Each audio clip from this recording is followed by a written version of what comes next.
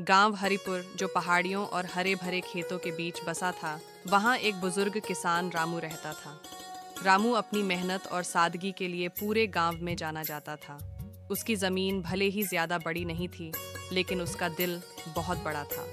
उसने अपनी पूरी जिंदगी अपने खेतों को सींचने और फसलों को उगाने में लगा दी थी। रामू के पास गेहूं, धान और सरसों की फसलें थीं, जो हर मौसम में उसके खेतों में लहरातीं।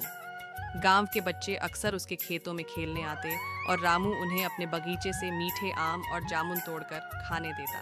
लेकिन रामू के मन में एक चिंता हमेशा रहती थी, उसके बाद इन खेतों का क्या होगा।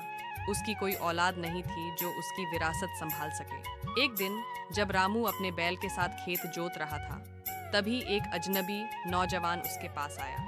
उसका नाम अर्जुन था। अर्जुन ने रामू से कहा, बाबा, मैं शहर से आया हूँ। मैंने पढ़ाई तो की है, लेकिन अब मैं खेतों में काम करना चाहता हूँ। क्या आप मुझे अपने साथ काम करने देंगे? रामू ने अर्जुन को ऊपर से नीचे तक देखा।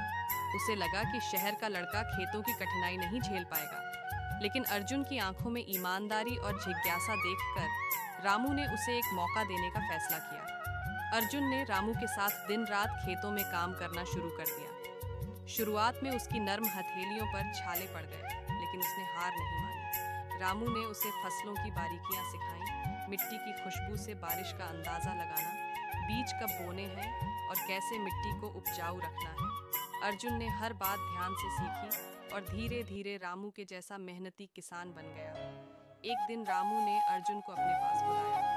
उस समय सूरज डूब रहा था और आसमान सुनहरे रंग में रंगा हुआ था। रामू ने कहा, अर्जुन, मैं अब बूढ़ा हो गया हूँ।